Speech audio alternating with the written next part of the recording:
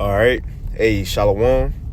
First and foremost, I want to give all praises, honor, and glory unto Yahweh, Bahashem, Yahweh Shai, Bahashem, Rachak, Wadash, and double honors unto the apostles and elders of Great Millstone, as well as the men that taught them, and peace and blessings to all you Akim out there who pushing his word with all truth and sincerity, and as well as to all you believers out there who believe on the gospel. And it's the brother Kwara Abad from the Great Millstone Houston camp. And I want to go into a quick lesson. I'm out. It's early right now, but I'm kind of, slowly just riding around the neighborhood trying to warm up my car or whatever. But, while I was doing that, I'm getting a little quick hitters, getting something while, this was on my spirit. And instead of just sitting on it. Hold on, what I text myself? Let me see. So what I text myself is, this is what these people don't understand. Prophecy will come to pass regardless. And that's the thought I had, right? These people don't understand. When I say these people, I'm talking about anybody. It could be anybody. It could be a two-third Israelite, as we would call it. It could be an Israelite in the truth, right? Who don't believe that what the prophets are saying will happen or will happen in our lifetime. For example, the main one is the MOTB, right? But not just Israelites, heathens. You see heathens out there, whether they believe we the Israelites or not, whether they believe we gonna rule next, with that you and whose army mentality. Because they're, you see, and I said it a few times these past few weeks, that these Edomites, when they hear us say we gonna rule next, in their mind, they thinking, how? Y'all can't even get along. Y'all don't have no leaders. Y'all got celebrities and entertainers as leaders. Y'all killing each other. You and whose army? But this what they be forgetting. When Moses and Aaron them came out of Egypt, they ain't have no army. They ain't have no guns. They ain't have, you feel me? Jake was still fussing and fighting, but it was by divine intervention. So again, going back to anybody in general, these people, man, heathens, whatever it is, these atheists, they don't believe it's a God. At the end of the day, what we take comfort in is knowing for sure that these prophecies will come true no matter what. And that's why we so bold in what we saying. We know it's definite, man, and it can't change. Again, we go back and look at the Lord's track record. Look at everything that the Lord said, as he said in Isaiah, 46, 9, and 10, that he created the end and the beginning. And now that we in the end, we look at the beginning. We could look at the beginning now and can clearly see, like, dang, everything that Heavenly Father said was going to happen, it happened. All these empires that was supposed to rule, starting with the Assyrio-Babylonian Empire, all the way down from what the Lord said it was, that actually took place. And the Lord named names. These things happen, man. So it's clear that what's to come in our time or in the future, it must be. It must be. And nobody could change that. Nobody could stop the Lord from destroying America. Nobody could call that off. You see, nobody could stop missiles from being shot up in World War III. It must be. It must be, man. You see, and this ain't gonna be a long lesson. I'm just kind of getting off thoughts. That's why I said earlier, it might be a little quick here, just getting off some thoughts. But that's the confidence that we should walk with, man. Again, not confidence in ourselves. Not saying you shouldn't have confidence in yourself. And you should walk, having this truth that should, make you walk with, put a little pep in your step, man. You see, because this truth brings us higher than these people in the world. Not saying in pride. What I'm saying, just the standard that we live by. Feel good, man, that the Lord called you. Feel good that you have been brought back to our heritage. In Deuteronomy, the 4th chapter, it says that us keeping the ways of the Lord, that was going to be our separation from these people, right? Feel good that you came back to that right now in the age to where nobody following or serving the Lord, man. You see? But going back to the point that, look, these things must happen. Everything we saying got to come to pass. Let me get a precept. This is Isaiah chapter 55. This is Isaiah 55, and I'm going to start at verse 10. Isaiah 55 and 10. You know what? I'm going to start at 8. It says, it's the Heavenly Father speaking. He says, for my thoughts are not your thoughts, neither are your ways my ways, saith the Lord. And that's what a lot of people don't get. that the Lord don't think like you. He don't think like an American. He don't think like, like a nigga in Idaho or something. He don't think like that, man. He ain't have to go to school and be taught. The Lord don't think like us. So when we bring out the Lord's will, what his plans are, that's why people can't get it, man.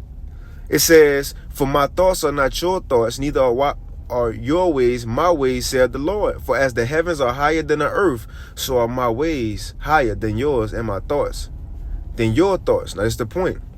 For as the rain, now the Lord about to paint a picture first before he make his point. Because he go paint the picture in verse 10. And in verse 11, we're going to get why he said that. There's Isaiah 55:10. It says, for as the rain cometh down, and the snow from heaven, and return not thither. Right? Now we know when rain come down, snow is just frozen water. That's it. So eventually it's going to melt when it hit the ground, talking about snow. So when water come from the sky like rain, it says, it return not thither. Meaning what? I never seen a raindrop that was like a boomerang. It came down and then it hit the ground and went back up, or like a bouncy ball. It came down and went shot back up. That don't happen.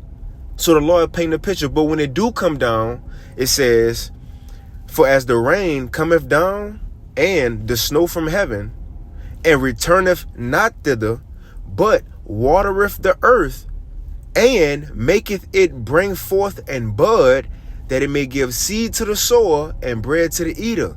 So the Lord said, just like water come down and it don't bounce back up, but when it comes down, it gets into the soil and it do what it's supposed to do and produce. It brings things forth.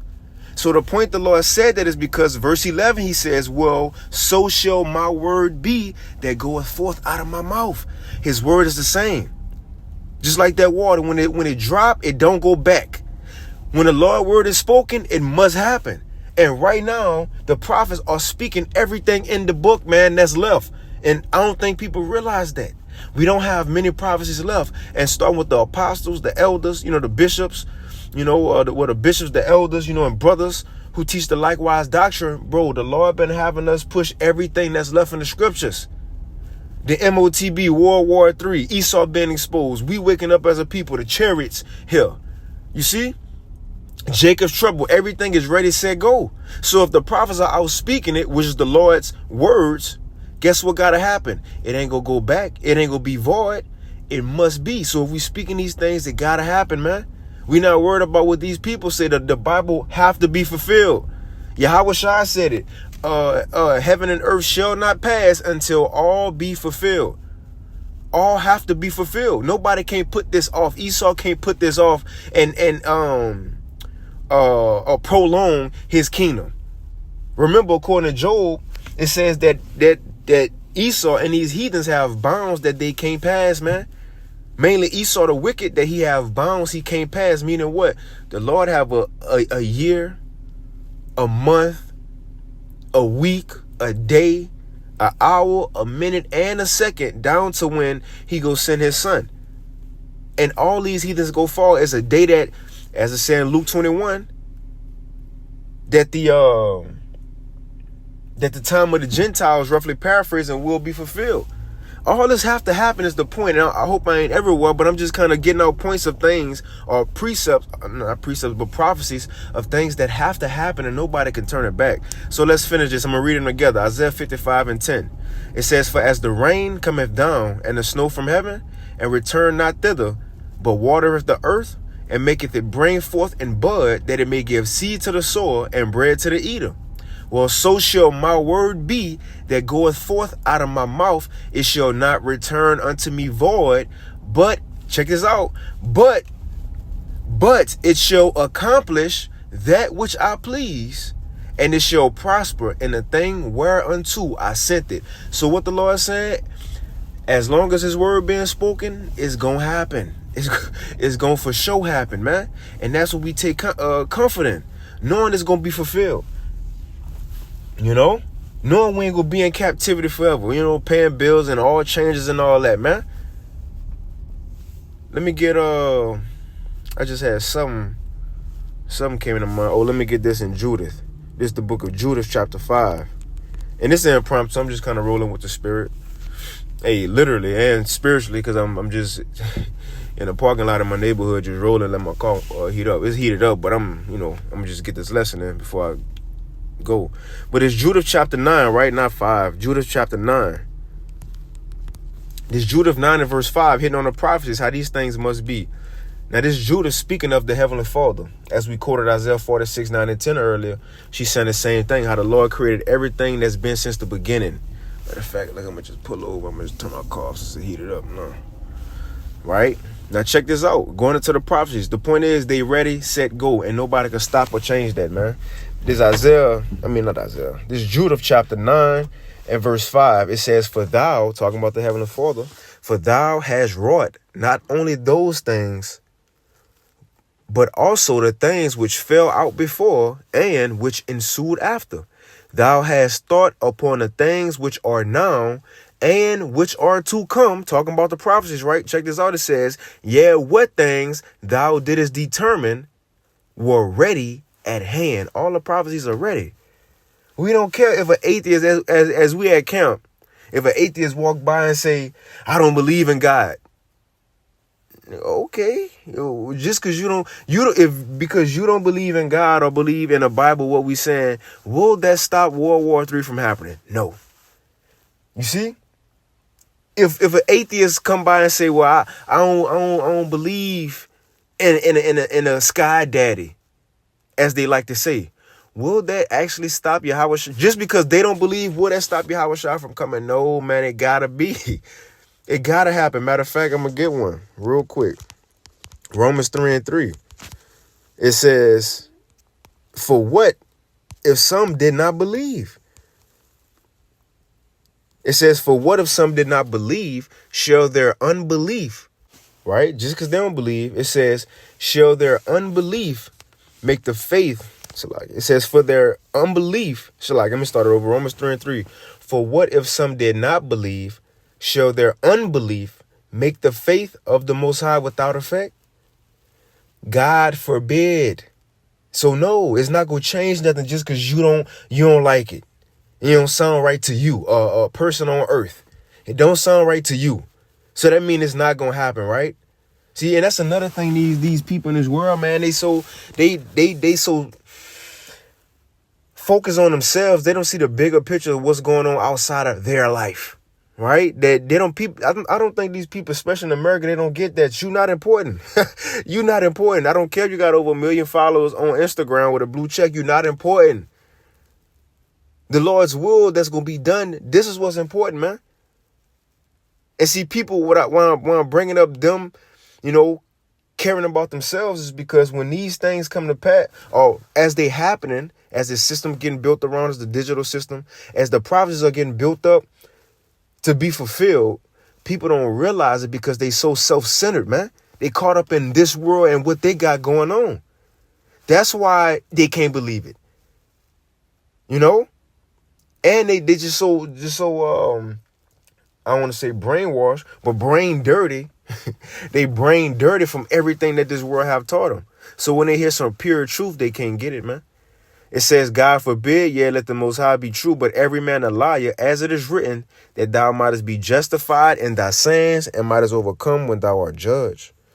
So the ones who speaking it, we gonna have the last laugh, Lord willing, because guess what? What we saying gonna actually come to pass, whether they believe it or not. Let's finish it up. Back in Judith chapter 9 and verse 6. Yeah, what things, talking about the prophecies? Yeah, what things thou didst determine were ready at hand, and said, lo, we are here. The prophecies here. For all thy ways are prepared, and thy judgments are in thy foreknowledge. Let me get one more and I end it. On 2nd Ezra 16. How it says, nobody could turn away these plagues, man. This 2nd Ezra chapter 16 and verse 8. It says, the mighty Lord Yahweh, Bahashim Yahushai, sendeth the plagues, and who is he that can drive them away? Let me guess. Yuval Noah Harari? He gonna be the one. AI. Right? And I ain't talking about Allen Iverson. AI gonna be the one. Come on, man. Elon Musk, he gonna be the one to turn away the wrath of the Lord. He gonna stop the Lord, right? Finally, we found somebody who could box against the Heavenly Father, huh? None of what these people talk about, man, come on, they don't got it. They don't know. It says, and who is he that can drive them away? A fire shall go forth from his wrath, and who is he that may quench it?